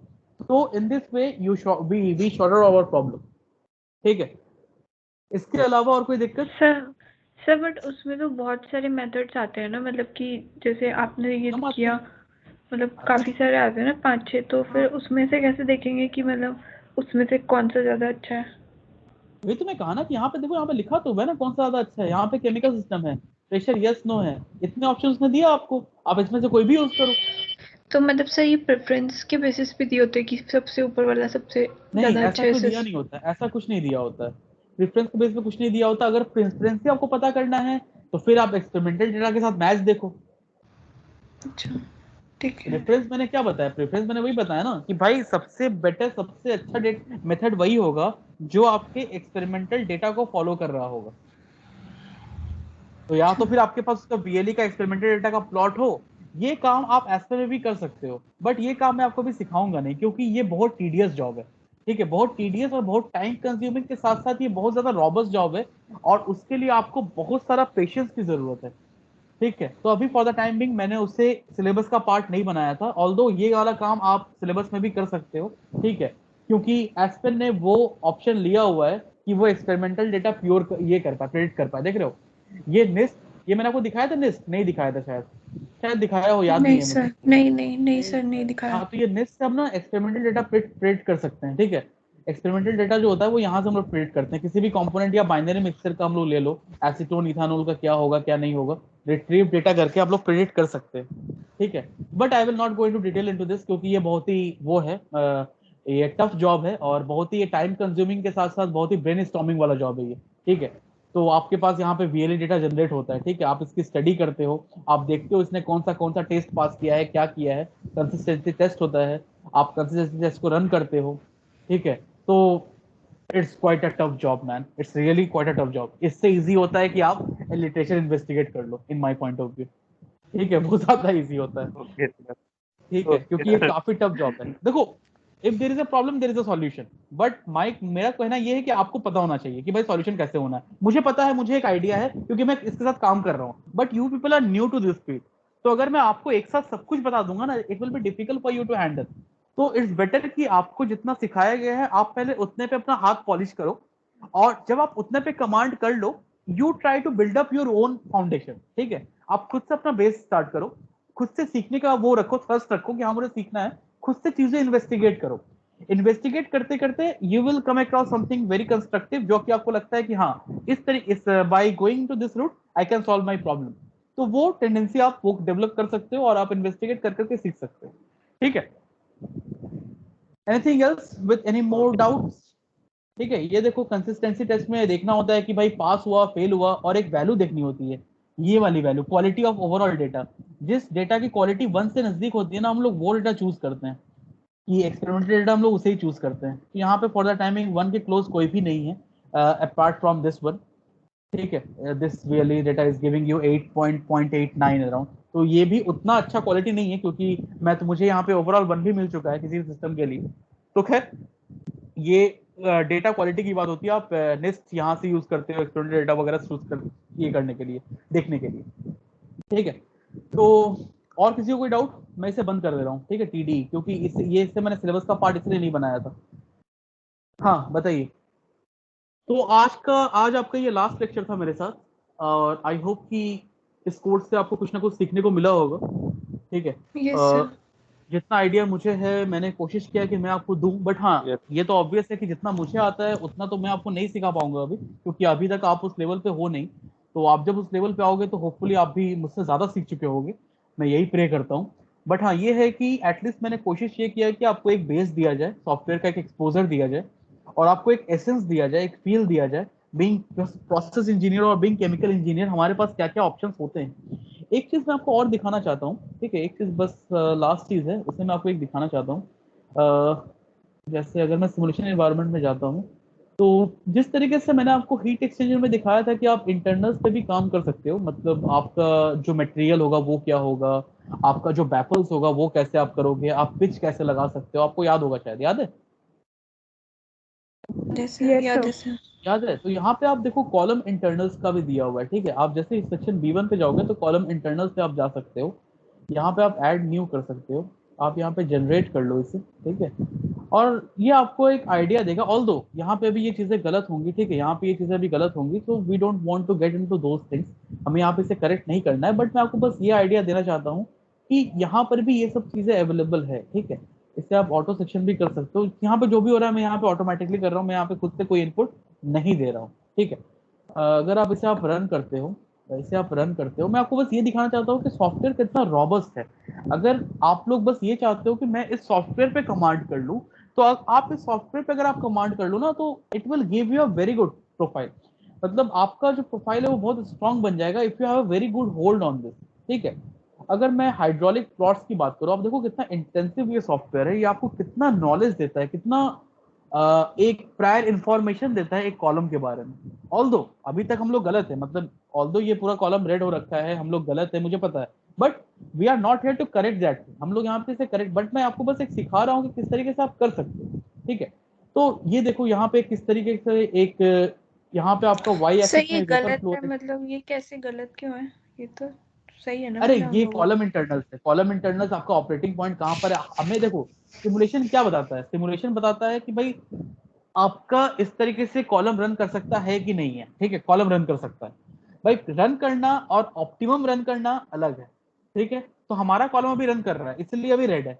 अब इस चीज को हम लोग कॉलम इंटरनल के साथ सुधार सकते हैं, ठीक है। तो इसका नॉलेज भी मैं आपको अभी नहीं दूंगा, क्योंकि इसके लिए आपको बहुत सारा एक्सपीरियंस चाहिए, ये कोई आपको सिखा नहीं सकता है, ठीक है। इसके लिए आपको नॉलेज चाहिए, आपका जो ऑपरेटिंग पॉइंट आपको यहाँ दिख रहा है, ये ऑपरेटिंग पॉइंट आपका समवेयर यहाँ होना चाहिए, ठीक है। थोड़ा सा वेपर फ्लो रेट बढ़ना चाहिए, थोड़ा सा लिक्विड फ्लो रेट और इस अंदर आना चाहिए। वेपर फ्लो रेट इंक्रीज करने के लिए हम क्या कर सकते हैं, लिक्विड फ्लो रेट घटाने के लिए हम क्या कर सकते हैं। तो there is a whole vast knowledge is required. तो इतना नॉलेज तो अभी शायद आप लोगों के पास भी नहीं है, क्योंकि डिस्टिलेशन कॉलम ग्रेजुएट लेवल पे हम लोग उतना ज्यादा इंटेंसिवली नहीं पढ़ते हैं, बट अगर R&D सेक्टर में अगर आप जाते हो तो आप देखोगे कि आप इसके ऊपर और अच्छा स्टडी कर सकते हो, और फिर आपको एक ह्यूज एक्सपीरियंस चाहिए, और उस एक्सपीरियंस की हेल्प से आप किसी भी कॉलम के इंटरनल्स को भी आप यहाँ पे डिजाइन कर सकते हो। जैसे कि अगर मैं जाऊं यहाँ पे इंटरनल में, तो यहाँ पे मेरे पास क्या क्या ऑप्शन है, सेक्शंस में अगर मैं जाऊं तो आप देख सकते हो यहाँ पे ट्रे है, यहाँ पे पैक्ड कॉलम है, मैं इसका डिजाइन कर सकता हूँ, मैं अलग अलग टाइप के ट्रेस चूज कर सकता हूँ, ठीक है। नंबर ऑफ पासेस में डिफाइन कर सकता हूँ, और उसके बाद अगर मैं इसे व्यू करता हूँ, तो आप व्यू करके यहाँ पर ट्रे का अलग अलग चीज भी आप कर सकते हो, कि अगर आपका शिफ्ट ट्रे है तो फिर वहां पे क्लियरेंस क्या है, डाउन कमर, वो सब आप सब कुछ दे सकते हो, ठीक है। तो मैं बस आपको एक दिखा रहा हूँ चीजें कि ये सॉफ्टवेयर आपको किस तरीके से हेल्प कर सकता है। If you have the knowledge you can use it wisely, ठीक है, तो आप इसे आराम से यूज कर सकते हो। So that's all from my side and that's all from aspen plus. ये आपका कोर्स था एस्पेन प्लस का पूरा इस पर्टिकुलर लैब में, तो जो कि आपको सिखा दिया गया है, और this was our last lecture on this particular course work. So I hope you will be able to understand, or you must have got the essence of the software, कि ये सॉफ्टवेयर हमें किस तरीके से एग्जॉस्टिवली हेल्प कर सकता है, और हमें एक बेस बिल्डअप करने में, एक फाउंडेशन बिल्डअप करने में हेल्प कर सकता है, ठीक है। तो इसके बाद Yes, sir. अगर आपको कोई दिक्कत हुई होगी या दिक्कत हो रहा होगा तो feel free to contact me, मैं आपको हेल्प कर दूंगा, ठीक है। अगर आपको कोई भी, जैसे आपको असाइनमेंट्स वगैरह दिए गए हैं, अगर आपको उस असाइनमेंट में कोई दिक्कत हो रही है तो feel free to get in touch with me, ठीक है। क्योंकि असाइनमेंट की कंप्लीशन के ऊपर आपका मार्क्स वगैरह डिपेंड करेगा, तो असाइनमेंट्स आपको 5 तक देना है, that is tomorrow is the last date I guess, नहीं टुमारो, कल सर कल देना, 10 तारीख देना है, 10 तारीख सर देना वो है, कल आपका उसका वो है, ATP का है, कल ATP एटीपी का का है, लाभ। सॉरी मैं थोड़ा कंफ्यूज हो गया। Yes, sir. ठीक है, तो कल आपका एटीपी का है, तो कल आप वो लोग वो दे दो, बट 10 तारीख तक आपको ये देना पड़ेगा, उसके बाद I will be checking all those things, ठीक है। उसके बाद बेस्ड ऑन दोज आपको इंटरनल मार्क्स प्रोवाइड किए जाएंगे, ठीक है। चलो फिर that's all for aspen. Sir aspen में सर आप बताइए।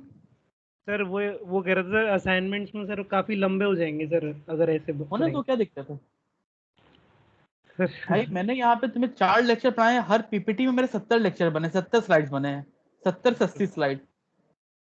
ठीक है सर। तो आप ही बताओ, सर एक आपको दो मैंने क्वेश्चन 5 में सर हाँ 20-20 पेज बन गया है सर, मतलब एक दो क्वेश्चन में मेरे 20-20 एक पेज प्रॉब्लम में बन गया 60 स्लाइड है। ऐसा तो होगा नहीं कि आपके एक प्रॉब्लम में 60 स्लाइड लगे हों या 60 पेजेस लगे हों। नहीं आप लोग कैसे सर। बना रहे हो, कैसे बना रहे हो आप लोग? सर वर्ड में नहीं वर्ड में सर बना रहे हो मतलब ना? एक स्टेप मतलब बनाना है। हाँ, देखो देखो याद रखो, मेजर स्टेप्स दिखाने हैं, क्योंकि आपका जो चेकर है वो मैं चेक करूंगा या तो सर चेक करेंगे। तो सर को भी बेसिक्स पता है, मुझे ही बेसिक्स पता है।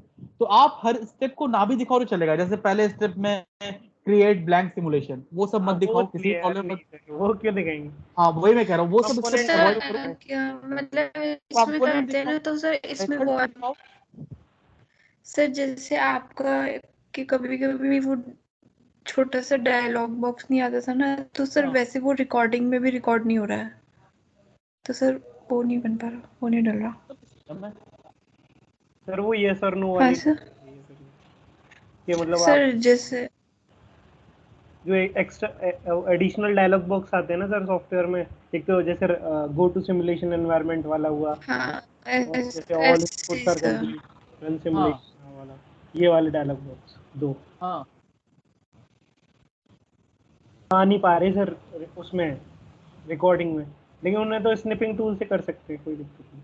रिकॉर्डिंग में नहीं आ रहा मतलब मैं जब रिकॉर्डिंग कर रहा हूँ इसमें नहीं आ रहा है। नहीं सर इसकी में नहीं आ रही, पर की में। यार मैं समझ नहीं पा रहा हूँ कहाँ एग्जैक्टली नहीं आ रहा है। या तो आप लोग परफॉर्म कर रहे हो, आप लोग उसे नहीं देख पा रहे हो। मैं रिकॉर्डिंग नहीं करना तो सर stop सर नहीं स्क्रीन दिख रिकॉर्डर होता रहा है ना है, सर, बट स्क्रीन वो रिकॉर्डर होता है एक